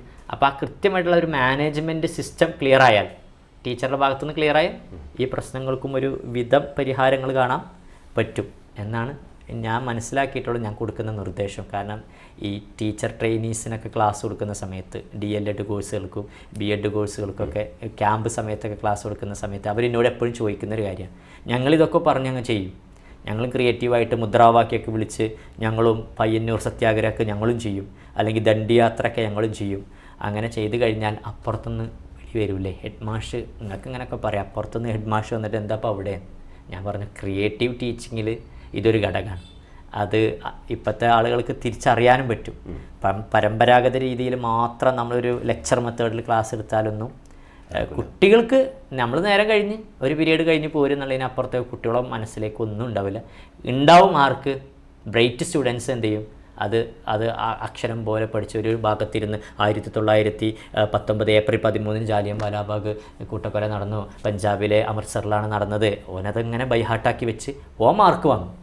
പക്ഷേ നേരത്തെ പറഞ്ഞ ആളുകൾ മറ്റ് മാർക്ക് വാങ്ങിക്കൊള്ളണം എന്നില്ല. അപ്പോൾ ആ മാർക്ക് വാങ്ങണമെങ്കിൽ നമ്മൾ ഈ പറയുന്ന മെത്തേഡൊക്കെ നമ്മൾ റിസൾട്ടാട്ടോ ഞാൻ പറയുന്നത്. ഇപ്പം പരീക്ഷ കഴിഞ്ഞു, നേരത്തെ ഒരു പാട്ട് പഠിച്ചു തായ് വേരുന്നു, ആ ചോദ്യം പരീക്ഷയ്ക്ക് ഉണ്ട്.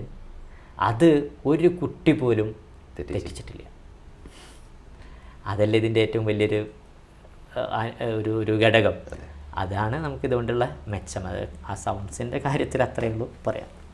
പൊതുവെ പിന്നെ നേരത്തെ സൂചിപ്പിച്ച പോലെ BEd TTC പുതിയ അധ്യാപകരായി വരുന്ന ആളുകൾക്ക് ട്രെയിനിങ് കൊടുക്കാറുണ്ട്. അപ്പം പൊതുവേ നൽകുന്ന ഏറ്റവും കാര്യത്തിൽ നൽകുന്ന ഉപദേശങ്ങൾ എന്നല്ല, നൽകുന്ന ചില നിർദ്ദേശങ്ങളുണ്ടാവുമല്ലോ. ഞാൻ ഈ കുട്ടികളോടൊക്കെ പറയുന്നത്, ഈ ക്രിയേറ്റീവ് ടീച്ചർ നിർബന്ധമാണ്, ഫീൽഡാണ്. ആ ഫീൽഡ് സർക്കാർ മേഖലയിലാണെങ്കിലും എയ്ഡഡ് മേഖലയിലാണെങ്കിലും അൺഎയ്ഡഡ് മേഖലയിലാണെങ്കിലും നമ്മൾ എത്തപ്പെടുന്ന സ്ഥലത്ത് നമുക്കൊരു നിലനിൽപ്പുണ്ട്. ആ നിലനിൽപ്പ് സാധ്യമാവണമെന്നുണ്ടെങ്കിൽ മുന്നിലിരിക്കുന്ന കുട്ടികളെ പരിഗണിച്ച് എല്ലാ രക്ഷിതാക്കളെയും നമുക്ക് സാറ്റിസ്ഫൈഡ് ആക്കാൻ കഴിഞ്ഞോളന്നില്ല. പക്ഷേ ഓരോ രക്ഷിതാവും, ഇനി വരുന്ന അപ്കമിങ് ജനറേഷൻ രക്ഷിതാക്കളുടെ പാരൻസ് ഇപ്പോഴും ഉണ്ട്. അവരൊക്കെ വളരെ എഡ്യൂക്കേറ്റഡാണ്. അവരുടെ കുടുംബത്തിൽ 1, 2, 3 മക്കളെ ഉള്ളൂ. അവരവരുടെ മക്കളുടെ കാര്യത്തിൽ വ്യാകുലപ്പെടുന്നുണ്ട്, ആശങ്കപ്പെടുന്നുണ്ട്. എൻ്റെ കുട്ടി ഇന്ന് പോയിട്ട് എന്താ പഠിച്ചത് എന്ന് കുട്ടീനോട് ചോദിക്കുന്നുണ്ട്, ഇന്ന് എന്താ ഉണ്ടായി എന്ന് ചോദിക്കുന്നുണ്ട്. അപ്പോൾ അതേപോലെ തന്നെ അവരുടെ മാർക്കിൽ അവർ ആശങ്കപ്പെടുന്നുണ്ട്. അവരുടെ സ്കില്ല്, വായിക്കാനുള്ള സ്കില്ല്, എഴുതാനുള്ള സ്കില്ല്, കണക്കിലുള്ള സ്കില്ല്, സയൻസിലുള്ള സ്കില്ല്, ഓരോ കാര്യത്തിലും അവർ ആശങ്കയാണ്. അങ്ങനെയുള്ളൊരു അപ്കമിങ് പാരൻസിൻ്റെ മുന്നിലേക്ക് ടീച്ചർമാരായിട്ട് പോകേണ്ട ആളുകളാണ് ഈ തലമുറ. അപ്പോൾ അവർ പരമ്പരാഗത ട്രഡീഷണൽ ആയിട്ടുള്ള ആ ഒരു സ്ട്രാറ്റജി ഉപയോഗിച്ച് ക്ലാസ് എടുത്താൽ കുട്ടിയുടെ ഒരു മൈൻഡിൽ ടീച്ചർ വരില്ല. അങ്ങനെ വരാണ്ടിരുന്നാൽ കുട്ടി ആ വിഷയത്തെ പഠിക്കില്ല. നമുക്കൊക്കെ ഒരു ഇഷ്ടപ്പെട്ടൊരു വിഷയം ഉണ്ടല്ലോ, ഇഷ്ടപ്പെട്ട ഒരു വിഷയം ഉണ്ടാവാനുള്ള കാരണം ഇഷ്ടപ്പെട്ട ടീച്ചർ അത് ഇഷ്ടപ്പെട്ട രീതിയിൽ പഠിപ്പിച്ചതുകൊണ്ടാണ്. അങ്ങനെയുള്ളൊരു മെത്തേഡ് എല്ലാ സബ്ജക്റ്റിലും നമ്മൾ ഇംപ്ലിമെൻ്റ് ചെയ്യണം. ഇല്ല എന്നുണ്ടെങ്കിൽ പുതിയ തലമുറ അനുഭവിക്കുന്ന വിഷയം, പുതിയ തലമുറ എന്ന് പറഞ്ഞാൽ അവിടെയുള്ള കുട്ടികൾ അനുഭവിക്കുന്ന വിഷയം ഒന്നും കിട്ടാത്ത കുട്ടികളായിട്ട് മാറും. ഒന്നത്. രണ്ടാമത് സൂചിപ്പിക്കാനുള്ളത്, നല്ല ഒരു മാതൃക, റോൾ മോഡലാണ്. ടീച്ചിങ്ങിൻ്റെ ഒരു രസം, വലിയ സംഗതി അതാണ്. ഈ ക്രിയേറ്റീവ് ടീച്ചിങ്ങും നേരത്തെ പറഞ്ഞ പോലെ സർഗാത്മകത ഒക്കെ ഇങ്ങനെ അരച്ച് കലക്കി വളരെ ഗാംഭീര്യത്തോട് കൂടിയിട്ട് നല്ല ഇളക്കുണ്ടാക്കി ക്ലാസ്സൊക്കെ എടുക്കാം, അതൊക്കെ അതിൻ്റെ ഒരു ഭാഗമാണ്. പക്ഷെ നമ്മൾ അധ്യാപകനാണ്. അധ്യാപകന് ഒരു റോൾ മോഡലാണ്. എല്ലാ സമൂഹം നോക്കിക്കാണുന്ന ഒരാളാണ്. ഒരു വലിയ ഒരു യോഗം ചേർന്നാൽ അതിൻ്റെ ഒരു മുഖ്യ കാര്യദർശിയാക്കി വെക്കുന്നത് ആരെയാണ്? ഒരു അധ്യാപകനെ അയക്കാറ്. അപ്പോൾ ആ അധ്യാപകനെ കാര്യദർശിയായിട്ട് വെക്കാൻ അയാൾക്കൊരു കുറച്ചുകൂടെ ക്വാളിറ്റി ഉണ്ട്. ആ ക്വാളിറ്റി നമ്മൾ കീപ്പ് ചെയ്യണം. അത് നമ്മുടെ സമൂഹത്തിലുള്ള ഇടപെടൽ, നമ്മളിലുണ്ടാവുന്ന ശീലങ്ങളിൽ വരെ. അപ്പോൾ ഒരു റോൾ മോഡലാവുന്ന ടീച്ചറായിട്ട് മാറിയാലാണ് പുതിയ തലമുറ നമ്മളെ കണ്ട് പഠിക്കുള്ളൂ എന്ന് വിചാരിച്ചിട്ട് ആ ഒരു പരമ്പരാഗത ശൈലിയിൽ അയ്യോ പാവായിട്ട് അങ്ങനെ ആവാനും പാടില്ല. കുട്ടി ഇഷ്ടപ്പെടുന്ന ആളാണ്. നമ്മളിൽ നിന്നൊരു മോശം പ്രവണത അല്ലെങ്കിൽ മോശം ബിഹേവിയർ കുട്ടി ഒരിക്കലും പഠിച്ചു എന്ന് വരരുത്. ഇന്ന് ഞാൻ എൻ്റെ മനസ്സിലാക്കണം കേട്ടോ, ഈ ഓൺലൈൻ പ്ലാറ്റ്ഫോമുകളിലൊക്കെ ഒരുപാട് വളരെ പ്രായം കുറഞ്ഞ കുട്ടികൾ ക്ലാസ് എടുക്കുന്നുണ്ട്. അതിനൊക്കെ അടിയിൽ വരുന്ന കമൻറ്റുകൾ, അല്ലെങ്കിൽ അവർ ക്ലാസ്സിനിടയിൽ എൻ്റർടൈൻമെൻറ്റിന് വേണ്ടിയിട്ട് ചെയ്യുന്ന ഒരു പ്ലാറ്റ്ഫോമിൽ നിന്ന് ചെയ്യുന്ന കാര്യങ്ങളൊക്കെ നേരത്തെ സൂചിപ്പിച്ച സംഗതി ഉണ്ടല്ലോ, ഈ ലവിനെ പ്രൊമോട്ട് ചെയ്യുക, അല്ലെങ്കിൽ ഈ മോശം പദങ്ങൾക്ക് ഇമ്പോർട്ടൻ്റ് കൊടുക്കുക. സിനിമകളിലും അതേപോലെ തന്നെ മറ്റ് വിഷയങ്ങളൊക്കെ വരുന്നുണ്ടല്ലോ, അതിലൊക്കെ കുട്ടികൾ വല്ലാണ്ട് ഇങ്ങനെ ക്യാച്ച് ചെയ്യുന്ന കാര്യങ്ങളെ വീണ്ടും വീണ്ടും അവരെ ഓർമ്മിപ്പിക്കുന്ന വിധം ക്ലാസ്സിലൂടെ കൊണ്ടുവരിക. അതായത് കൃത്യമായിട്ടൊരു സ്ക്രീനിങ് നടക്കാതെയുള്ള ക്ലാസ്സുകൾ വലിയ ഗുണം ചെയ്യുന്നതിനേക്കാൾ ദോഷം ചെയ്യും. അപ്പോൾ ഞാൻ ശ്രദ്ധിച്ചിട്ടുണ്ട്, ശരിയാണോ എന്ന് എനിക്കറിയില്ല, ഈ കമൻ്റൊക്കെ വരുന്ന സമയത്ത് അധ്യാപകൻ നല്ല രസത്തിൽ ക്ലാസ് എടുക്കുന്ന സമയത്ത് അവിടെ പ്രൊപ്പോസൽ കാര്യങ്ങളൊക്കെ ആയിട്ട് നടക്കുന്നുണ്ട്, ശ്രദ്ധിച്ചിട്ടുണ്ടാവും. അത് ശരിക്കും അതിനെ കാണുമ്പോൾ വീണ്ടും അതിനെ പ്രൊമോട്ട് ചെയ്യുന്ന രൂപത്തിൽ സംസാരിക്കുക. കുട്ടികൾ കൂടുതൽ ക്ലാസ് കാണുന്നതിനപ്പുറത്തേക്ക് ഇതിൻ്റെ കമൻറ്റുകളും കാര്യങ്ങളൊക്കെ വായിക്കുന്ന രീതി. അപ്പോൾ കുറച്ചൊക്കെ ഒരു സ്ക്രീനിങ് നടത്തണമെന്ന് എനിക്ക് പുതിയ ഓൺലൈൻ പ്ലാറ്റ്ഫോമിലാണ് അത് കൂടുതലായിട്ട് നടക്കുന്നത്. കാരണം അതേ നമ്മൾ കാണുന്നുള്ളൂ, മറ്റത് എങ്ങനെയാണെന്ന് അറിയില്ല. അപ്പോൾ കുറച്ചുകൂടെയൊക്കെ കാര്യങ്ങൾ ശ്രദ്ധിക്കണം. രസിപ്പിക്കാൻ വേണ്ടിയിട്ട് എന്തും പറയാം എന്നുള്ളത് പാടില്ല. കാരണം ഒരു സമൂഹം നമ്മളെ നോക്കിക്കാണുന്നത് വേറെ രൂപത്തിലാണ്. ഇപ്പോൾ ഒരു പാട്ട് പാടി വിചാരിച്ചിട്ട് കുഴപ്പമില്ല, പക്ഷെ അതിൽ ഉപയോഗിക്കുന്ന പദങ്ങൾ അല്പം വൾഗറായി പോയി കഴിഞ്ഞാൽ അത് സമൂഹം കാണുന്നത് വേറെ രൂപത്തിലാണ്. കാരണം ടീച്ചർ എന്നുള്ളൊരു കോൺസെപ്റ്റിൽ അതില്ല. അതുകൊണ്ട് നല്ല മാതൃകാപരമായിട്ടുള്ള ടീച്ചിങ്ങാണ് ഉദ്ദേശിക്കുന്നതെങ്കിൽ നല്ല റോൾ മോഡലായിട്ട് കുട്ടികൾക്ക് എൻ്റർടൈൻമെൻറ്റ് കൊടുക്കണം. അത് വേണ്ടാതെന്നല്ല, പക്ഷേ കുറച്ചുകൂടെയൊക്കെ ഒരു ക്ലാരിറ്റി ഉണ്ടാക്കുന്നത് ബെസ്റ്റ് ആവുമെന്ന് ഞാൻ എപ്പോഴും അവരോട് പറയാറുണ്ട്. പിന്നെ ഈ രീതികളൊക്കെ കുട്ടികളും ഏറ്റെടുക്കുന്നുണ്ട് എന്നുള്ളതിന് ഒരുപാട് തെളിവുകൾ നമുക്ക് കാണാൻ സാധിക്കുന്നുണ്ട്. ഇപ്പോൾ സാത്വിക കാസർഗോട്ടെ ആ സംഭവം ഒന്ന് പറയാം. സാത്വിക മാത്രമല്ല, കേരളത്തിൻ്റെ അങ്ങിങ്ങ് ഭാഗം ഇപ്പോൾ ഒരുപാട് ആളുകൾ എനിക്ക് പേഴ്സണൽ മെസ്സേജ് വരും, സാർ നിങ്ങളെ പാട്ട് ഞാൻ പഠിച്ചു കേട്ടോ, എൻ്റെ ടീച്ചർ എന്നെ പഠിപ്പിച്ചപ്പോൾ സത്യത്തിൽ എനിക്കിതൊന്നും അറിയില്ലായിരുന്നു. പക്ഷെ നിങ്ങളാ പാട്ട് ഒരു 1:15 1 മിനിറ്റും 15 സെക്കൻഡും വരുന്ന ആ ഒരു ചെറിയ പാട്ട് വന്നപ്പോഴാണ് ഈ പാഠം ഇങ്ങനെയും പഠിക്കാം. ഇപ്പം എൻ്റെ മനസ്സിൽ ആ പാട്ടാണ്. കുട്ടിയുടെ അമ്മമാരും വീട്ടിലുള്ള മുത്തശ്ശിമാരൊക്കെ ആ പാട്ട് കുട്ടി പാടുമ്പോഴൊക്കെ ബാക്കി പാടാണ്. വളരെ ചെറിയ LKG UKG കുട്ടികൾ വരെ എനിക്കത് മെസ്സേജ് ചെയ്ത് തരും. അവർക്ക് പഠിക്കേണ്ട കണ്ടൻ്റ് ഒന്നല്ല. അപ്പോൾ ഇത് അവർ ഏറ്റെടുത്തു എന്ന് പറയുമ്പോൾ അതിൻ്റെ ഏറ്റവും വലിയൊരു സന്തോഷം, ഇതിന് അംഗീകാരം കിട്ടുന്നുണ്ട്. അത് അവരുടെ പഠനത്തിൻ്റെ ഭാഗമെന്നല്ല, ജീവിതത്തിൻ്റെ ഭാഗമാക്കിയിട്ട് അവർ മാറ്റുന്നുണ്ട്. ഇത് നല്ലൊരു കാര്യമല്ലേ? എത്ര കാലമാണെങ്കിലും നമുക്ക് നിലനിൽക്കാം. ഇതിൻ്റെ താഴെ വരുന്ന കമൻറ്റുകളൊക്കെ പ്രായം കൂടിയ ആൾക്കാർ പറയാണ്, ഇങ്ങനൊരു മാനദണ്ഡം ഇതിനുണ്ടായിരുന്നു എന്നുള്ളത് ഞാൻ ഇത്രയും കാലം പഠിച്ചു. അയാൾ പറയാം, ഞാൻ ഒരുപാട് കോഴ്സുകളൊക്കെ കഴിഞ്ഞ ആളാണ്, ഇങ്ങനൊരു മാനദണ്ഡം ഇതിനുണ്ട് എന്നുള്ളത് പഠിച്ചത് ഈ ഒരു സമയത്താണ്. ഈ റീലോൻ്റുള്ള ഗുണം ഇങ്ങനെയുള്ള സാത്വികയെ പോലെയുള്ള കുട്ടികളാണ്. അത് അവരുടെ വീടുകളിലും ക്ലാസ് മുറികളിലും കുടുംബ സദസ്സുകളിലൊക്കെ ചർച്ചയാകുമ്പോൾ വലിയ സന്തോഷമാണ്. അവസാനിപ്പിക്കുമ്പോൾ ചോദിക്കാനുള്ളത്, പിന്നെ ഒരുപാട് പ്രതിസന്ധികൾ അധ്യാപകനാകേണ്ട സമയത്തും ഈ സന്ദർഭങ്ങളിൽ നേരിടുന്നുണ്ടാകും. ഇതൊക്കെ പോസിറ്റീവ് മാത്രമാണ് പറഞ്ഞിട്ടുള്ളത്, നെഗറ്റീവ് പറയണമെന്നല്ല, അത് കൂടുതലായിട്ട് കൊണ്ടുവരണം എന്നല്ല. പക്ഷേ ഈ പ്രതിസന്ധികൾ എങ്ങനെയാണ് മറികടക്കുന്നത്? ഈ പഠിപ്പിക്കുക അല്ലെങ്കിൽ ടീച്ചറാവുക എന്ന് പറയുമ്പോൾ വലിയൊരു വിഷമമുള്ള കാര്യമാണ്.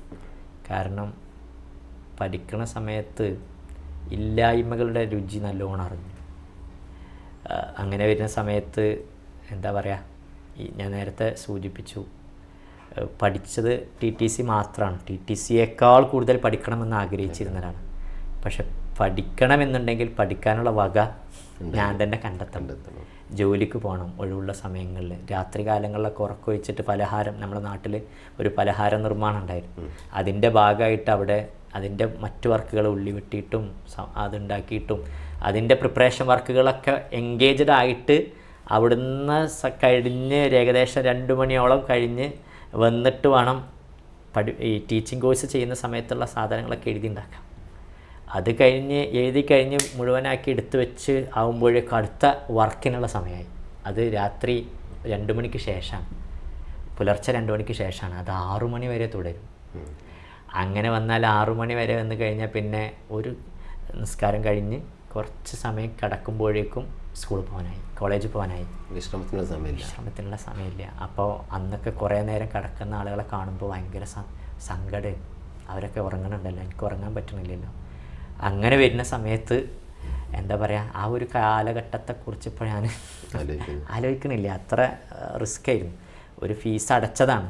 അപ്പോൾ നമ്മൾ ആളോട് പറയും, ഫീസ് അടക്കാനായിട്ടുണ്ട്, കുറച്ച് പൈസ അധികം തരണം, എന്നിട്ട് ഞാൻ പണിയെടുത്തിട്ട് വീട്ടിക്കോളാം. അപ്പോൾ അയാൾ തരും, സന്തോഷത്തിൽ എന്നെ സഹായിക്കും. പക്ഷെ അപ്പോഴും എൻ്റെ മനസ്സിലെന്താണ്, അയ്യോ പഠിച്ചവനെ അത് വീട്ടണമല്ലോ എന്നുള്ളതാണ്. അങ്ങനെ വരുന്ന സമയത്ത് ഇതും ആ ചിന്തയും ഈ ചിന്തയൊക്കെ ആയിട്ട് ടെൻഷൻസ് അല്ലേ.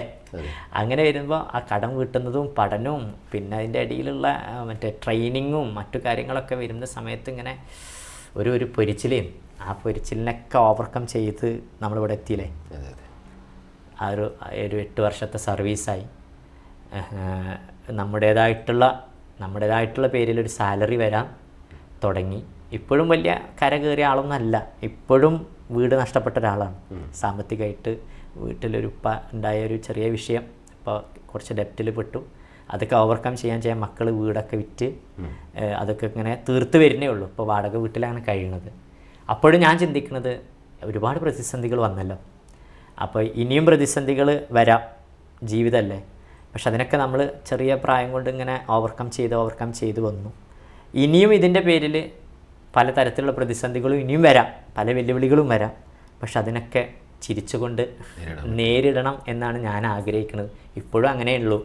അപ്പോൾ ഇനിയും അവസരങ്ങൾ ഉണ്ടല്ലോ, ചെറിയ പ്രായമല്ലേ, ആഫിയത്തുള്ള ദീർഘായുസ് തരികയാണെങ്കിൽ നമ്മളിതിനൊക്കെ ഉയരങ്ങളിലേക്ക്, ഇതല്ല ഏറ്റവും വലിയ ഉയരമെന്ന് ആഗ്രഹിക്കുന്ന ആളാണ്, ഇതിനേക്കാൾ വലിയ ഉയരങ്ങൾ താണ്ടി എല്ലാവരും ഇഷ്ടപ്പെടുന്ന ഒരു അധ്യാപകൻ, അതാണ് നമ്മളെ ഏറ്റവും ഇഷ്ടം.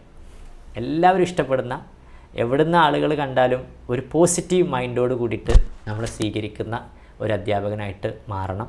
അതിന് എൻ്റെ കലയെ, എൻ്റെ ക്രിയേറ്റിവിറ്റിയെ എന്തൊക്കെയാണോ ഉപയോഗപ്പെടുത്താൻ പറ്റുക. ഇപ്പോൾ ഞാൻ പറഞ്ഞു എൻ്റെ ഒരു ദുരവസ്ഥ, ഇല്ലായ്മകളുടെ ആ കാലം, ഇന്നും എൻ്റെ മനസ്സിലതുണ്ട്.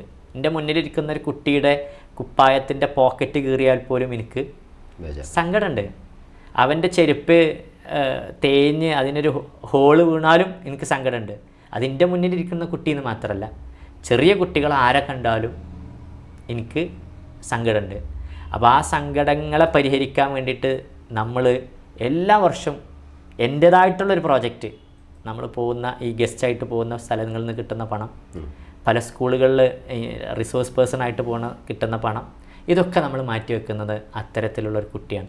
ഞാനറിയുന്ന, എൻ്റെ മുന്നിലിരിക്കുന്ന ഞാനറിയുന്ന, ഞാൻ പരിചയമുള്ള ഒരു കുട്ടി പോലും ഒരു ആഘോഷ സമയങ്ങളിൽ പോലും വിഷമിച്ചിരിക്കാൻ പാടില്ല.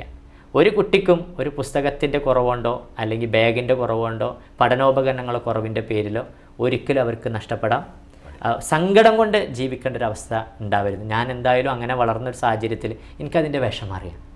അപ്പോൾ ആ ഒരു കുട്ടിക്കും ഉണ്ടാവരുത് എന്ന് കരുതിയിട്ട് ഇന്നും ഇന്നലെയൊക്കെ ആയിട്ട് നമ്മൾ ഇനി വരുന്നത് നാളുകളും നമ്മൾ അവർക്കൊപ്പം നിൽക്കും. അത് വിനോദയാത്രയുടെ പേരിൽ സങ്കടപ്പെടാൻ പാടില്ല, നേരത്തെ പറഞ്ഞ പോലെ വസ്ത്രം ഇല്ലാത്തതിൻ്റെ പേരിൽ സങ്കടപ്പെടാൻ പാടില്ല, പഠനോപകരണത്തിൽ സങ്കടപ്പെടാൻ പാടില്ല. അറ്റ്ലീസ്റ്റ് നല്ല ഭക്ഷണം കഴിക്കാൻ പോലും പറ്റാത്ത കുട്ടികളുണ്ടെങ്കിൽ അതിനെ അറിയിച്ചാൽ, ഞാൻ തിരിച്ചറിഞ്ഞാൽ അവരാഗ്രഹിക്കുന്ന ഭക്ഷണം എന്താണോ അത് വാങ്ങിക്കൊടുക്കാനാണ് ഞാൻ എപ്പോഴും ശ്രമിക്കൽ. അതിപ്പോഴും ചെയ്ത് ഇങ്ങനെ പോരുന്നുണ്ട്. ആ ഇല്ലായ്മയുടെ രുചിയുടെ ആ ഒരു അവസ്ഥ ഉണ്ടല്ലോ, അത് ഇപ്പോഴും എൻ്റെ ജീവിതത്തിലുണ്ട്. അതുകൊണ്ട് ഒരിക്കലും അങ്ങനെയുള്ള ഒരു കുട്ടികളും ഉണ്ടാവാൻ പാടില്ല എന്നാഗ്രഹം. മുഴുവനായിട്ട് തീർക്കാൻ കഴിഞ്ഞോളന്നില്ല, പക്ഷെ എന്നാലും ചെറിയ ചെറിയ സന്തോഷങ്ങൾ, ചെറിയ ചെറിയ ആഗ്രഹങ്ങൾ ഒക്കെ ചെയ്തു കൊടുക്കും. ഇപ്പോൾ വീട് നിർമ്മാണം ഉൾപ്പെടെയുള്ള കാര്യങ്ങളൊക്കെ ചെയ്തു കൊടുക്കുന്നുണ്ട്.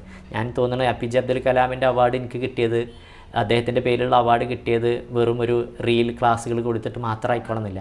അത് ഒബ്സർവ് ചെയ്യുന്ന ആൾക്ക് ഞാനതിൻ്റെ നോമിനേഷനുമായി ബന്ധപ്പെട്ട് കാര്യങ്ങൾ കൊടുത്ത സമയത്ത് ഈ കാര്യങ്ങളൊക്കെ സൂചിപ്പിച്ചിരുന്നു. ഇതിൻ്റെ എല്ലാം നോക്കിക്കാണുന്നുണ്ട് അവർ. വെറുതെ ഒരു ആൾക്ക് ഒരു അവാർഡ് തന്നതാവില്ലല്ലോ.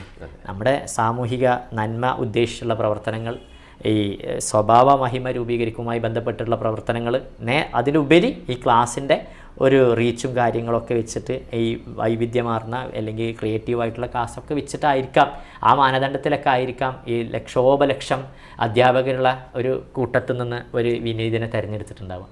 അപ്പോൾ അതൊക്കെ ഒരു അനുഗ്രഹമാണ്, അംഗീകാരമാണ്. അത് ഞാനതിൽ വിശ്വസിക്കുന്നു. ഇനിയും വലിയ നേട്ടങ്ങൾ നേടണമെന്നാണ് ആഗ്രഹം. അതിനായിട്ട് തന്നെയാണ് പ്രവർത്തിച്ചുകൊണ്ടിരിക്കുന്നത്. നമുക്കിത് അവസാനിപ്പിക്കാൻ സമയമായിട്ടുണ്ട്, പക്ഷെ അവസാനിപ്പിക്കാൻ തോന്നുന്നില്ല. ഒരുപാട് ഇനിയും സംസാരിക്കേണ്ടതുണ്ട്. ഇൻഷാ അല്ലാഹ് മറ്റൊരു അവസരത്തിലാകാമെന്ന് കരുതുന്നു. ഏറ്റവും നല്ല രീതിയിൽ ഒരു എമ്പത്തറ്റിക്കായ ഒരു അധ്യാപകൻ, ക്രിയേറ്റീവായ ഒരു അധ്യാപകൻ ഈ ഒരു രീതിയിൽ തന്നെ മുന്നോട്ട് കൊണ്ടുപോകാൻ, ഏറ്റവും നല്ല രീതിയിൽ പോകാൻ സാധിക്കട്ടെ എന്ന് ആത്മാർത്ഥമായിട്ട് ആശംസിക്കുകയാണ്, പ്രാർത്ഥിക്കുകയാണ്. ഈ ഒരു സമയം നമ്മളോടൊപ്പം ചിലവഴിച്ചതിന് നന്ദി രേഖപ്പെടുത്തുകയാണ്. റേഡിയോ ഇസ്ലാം ഗസ്റ്റ് റൂമിൻ്റെ ഇന്നത്തെ എപ്പിസോഡ് ഇവിടെ അവസാനിപ്പിക്കുകയാണ്. ഇൻഷാ അല്ലാഹ് മറ്റൊരു അതിഥിയുമായി വീണ്ടും കാണാം. ഷഫീഖ് മാഷായിരുന്നു കൂടെ ഉണ്ടായിരുന്നത്. അദ്ദേഹത്തിനും നന്ദി അറിയിക്കുകയാണ്. അസ്സലാമു അലൈക്കും വറഹ്മത്തുള്ളാഹി.